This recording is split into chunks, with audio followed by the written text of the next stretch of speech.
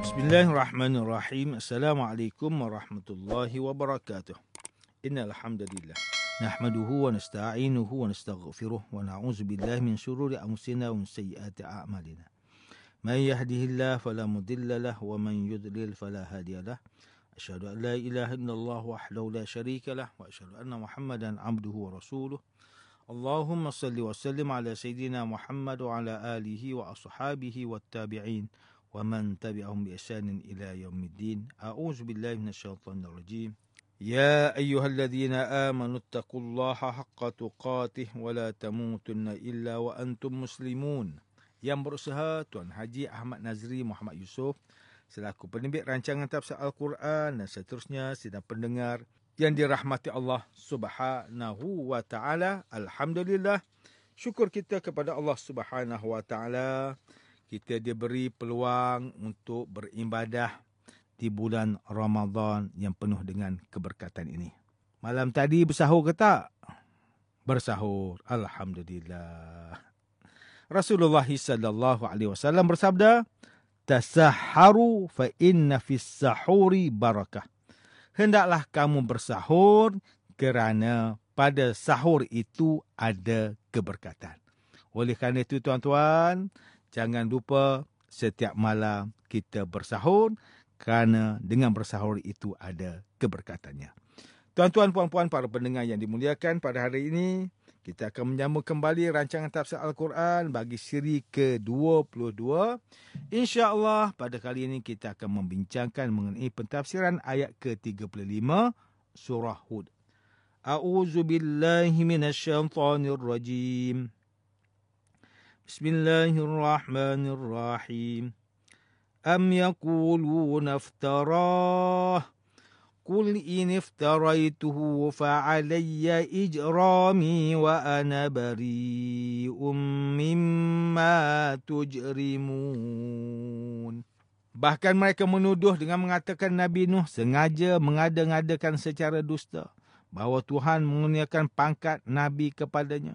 Nabi Nuh diperintahkan menjawab dengan berkata, "Kalau aku yang mereka-reka wahyu itu, maka akulah yang akan menanggung dosa perbuatanku itu dan sebenarnya aku bersih dari dosa kesalahan kamu menuduh aku."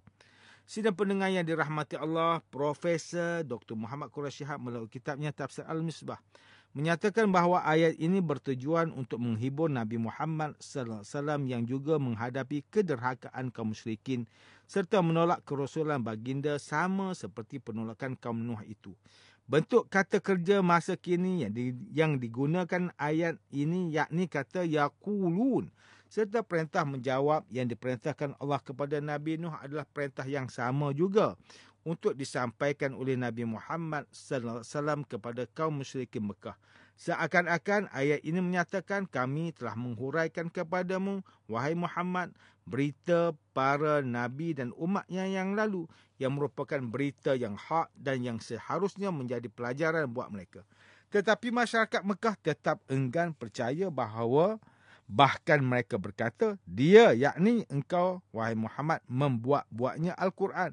Katakanlah jika aku membuat-buatnya, maka hanya akulah yang memikul dosaku, sedang kalian bebas dari tanggungjawab. Kerana itu tidak perlu kalian mengulang-ulang tuduhan itu. Kemudian bila Al-Quran benar-benar bersumpah dari Allah, maka kalian akan memikul dosanya dan aku berlepas diri dari dosa yang kamu lakukan berterusan. Profesor Dr. Muhammad Quraisy Shihab menukilkan pandangan pakar bahasa Al-Quran, iaitu Ar-Raghib Al-Asfahani dalam menjelaskan perkataan tujrimun yang diambil dari perkataan al-jurmu. Kalimah ini asalnya digunakan untuk makna memotong buah tumbuhan, lalu ia digunakan untuk segala perbuatan buruk ataupun kederhakaan. Makna asal dan penggunaannya dengan makna tersebut melahirkan kesan bahawa memotong buah dan pohon sebelum masanya dipetik adalah perbuatan buruk serta kederhakaan. Sidang pendengar yang dimuliakan, Profesor Dr. Tengku Muhammad Hasbi As-Siddiqi menulis kitabnya Tafsir An-Nur mentafsirkan ayat ke-35 surah Hud dengan menyatakan bahawa ayat ini menjelaskan sebagaimana yang telah dikatakan oleh Muqatil adalah ayat yang diselitkan di tengah kisah Nabi Nuh untuk menerangkan tutur kata kaum musyrikin Mekah yang mendustakan kisah ini.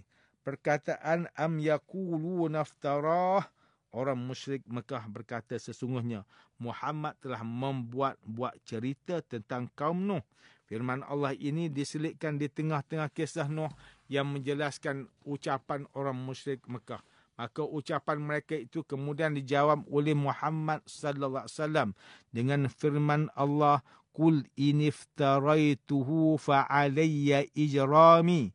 Jika aku yang membuat kisah kaum Nuh sebagaimana yang kamu dakwakan, kata Nabi Muhammad seterusnya, maka kamu tidak akan ditimpa suatu bencana berkaitan dengan itu.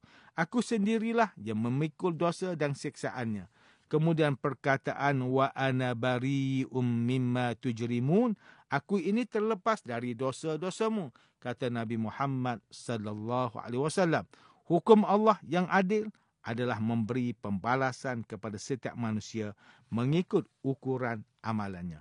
Manakala Profesor Dr. Haji Abdul Malik bin Abdul Karim Amrullah atau lebih dikenali sebagai Hamka melalui kitabnya Tafsir Al-Azhar ketika mentafsirkan ayat ke-35 surah Hud ini menerangkan bahawa perkataan am yaqulu naftarah, iaitu mereka yang dimaksudkan di sini ialah kaum musyrikin yang menolak seruan Nabi Muhammad sallallahu alaihi wasallam di Mekah itu. Yang dimaksudkan dengan dia telah mengada-ngadakan bahawa Al-Quran itu hanyalah diada-adakan oleh Nabi Muhammad sallallahu alaihi wasallam. Dia hanya berdusta dan segala apa yang dikatakannya dan wahyu dari Tuhan itu hanyalah perkataan kosongnya saja. Maka ayat seterusnya meminta untuk baginda sallallahu alaihi wasallam menangkis tuduhan bahawa baginda mengada-ngadakan Al-Quran itu melalui perkataan qul iniftaraituhu fa alayya ijrami. Perhatikanlah tangkisan kata ini bahawa Nabi Muhammad sallallahu alaihi wasallam telah menyampaikan seruannya, seruan yang masuk akal dan tidak dapat dibantah kebenarannya oleh fikiran yang sihat. Tetapi mereka menolak bukan dengan menangkis seruan itu dan membantahnya dengan alasan yang kuat, melainkan menuduh bahawa wahyu ilahi itu adalah palsu. Hanya buatan Nabi Muhammad sallallahu alaihi wasallam saja. Nabi Muhammad sallallahu alaihi wasallam menjelaskan pendiriannya sebagai seorang yang bertanggungjawab dan mengerti akan tugasnya. Kalau engkau tuduh aku ini mengada-ngadakan bahawa wahyu itu hanya palsu, aku berani bertanggungjawab di hadapan Tuhan. Aku sangat mengerti bahawa kalau aku berbuat dusta atas nama Allah, aku ini akan dihukum Tuhan dengan seberat-berat hukuman. Tetapi bagaimana dengan kelakuanmu yang terus-menerus berbuat dosa, yang tidak mahu ditegur itu? Untuk itu kamu berdosa. Kalau kamu berdosa, apakah kamu berani? Seberani aku pula mempertanggungjawabkan di hadapan Allah. Aku sampaikan seruan ini kepadamu supaya kamu berhenti dari menyembah dan memuja yang selain Allah. Kalau aku berani menanggung dosaku sendiri di hadapan Tuhan, maka dosamu itu tidaklah aku mesti menanggungnya, melainkan kamu sendiri. Beranikah kamu? Dosa kamu mengolok-olok, menentang kebenaran, menuduh-nuduh dan bersikap keras, mempertahankan perkataan yang batil. Siapa yang mesti bertanggungjawab? Bukankah kamu sendiri? Profesor Dr. Hamka mentafsirkan perkataan wa ana bari'um mimma tujrimun, menegaskan bahawa Rasulullah SAW menghentak jiwa orang yang kafir itu. Bahkan kalau mereka yang didesak menyuruh membuktikan kebenaran pendirian mereka, mereka tidak akan boleh menjawabnya. Hal yang seperti ini sehingga sekarang tetap terjadi. Mereka selalu mencari setiap kelemahan dari Al-Quran, padahal apabila orang arif bijaksana membacanya, yang kelihatan lemah bukanlah Al-Quran, melainkan diri mereka sendiri. Tuan-tuan dan puan-puan yang dirahmati Allah, demikianlah tafsir bagi ayat ke-35 surah Hud menurut pentafsiran oleh para ulama.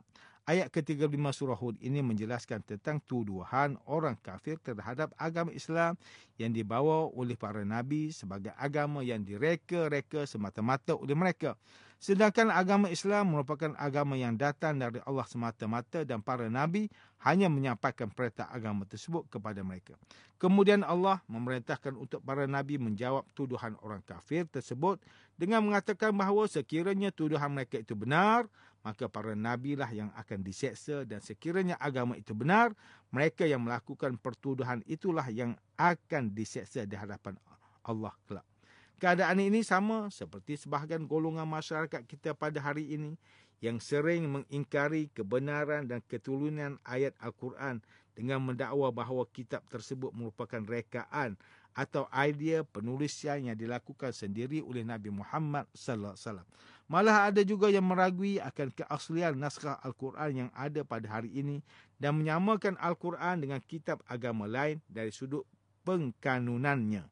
Jika kita melihat situasi masyarakat pada hari ini, keraguan tersebut berlaku adalah kerana kurangnya kefahaman dan pembelajaran ilmu agama, khususnya berkenaan dengan Al-Quran itu sendiri.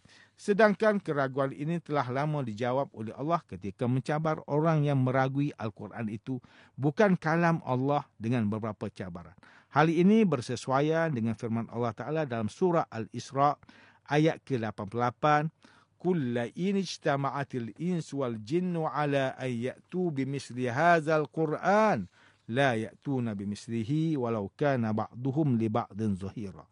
Katakanlah wahai Muhammad sallallahu alaihi wasallam, sesungguhnya jika sekalian manusia dan jin berhimpun dengan tujuan hendak membuat dan mendatangkan setanding dengan Al-Quran ini, mereka tidak akan dapat membuat dan mendatangkan yang setanding dengannya walaupun mereka membantu sesama sendiri. Sidang pendengar yang dimuliakan, antara pengajaran yang boleh kita ambil daripada tafsir ke-35 surah Hud ini ialah, pertama, setiap Muslim hendaklah mengambil pengajaran bahawa setiap penentangan terhadap hukum atau perintah Allah akan dipertanggungjawabkan di hadapan Allah di akhirat kelak. Kedua, umat Islam hendaklah patuh dan mentaati ajaran agama yang telah disampaikan oleh Rasulullah SAW tanpa berbelah bahagi dan tanpa keraguan, kerana ajaran yang diajarkan kepada kita itu datangnya dari Allah semata-mata, bukan rekaan atau palsu seperti mana yang didakwa oleh orang kafir. Ketiga, sebagai Muslim, kita perlu sentiasa mempertahankan agama Islam dari dipandang remeh atau diperkotak-katikkan oleh orang kafir, agar agama Islam tidak dipermainkan sewenang-wenangnya oleh orang kafir. Sidang pendengar yang dirahmati Allah, sekian sahaja rancangan tafsir Al-Quran pada hari ini. Semoga kita semua mendapat manfaat daripada perbincangan ilmu ini, insya-Allah. Mudah-mudahan kita akan bertemu lagi pada siri rancangan tafsir Al-Quran yang akan datang. Wabillahi taufiq wal hidayah. Wassalamualaikum warahmatullahi wabarakatuh.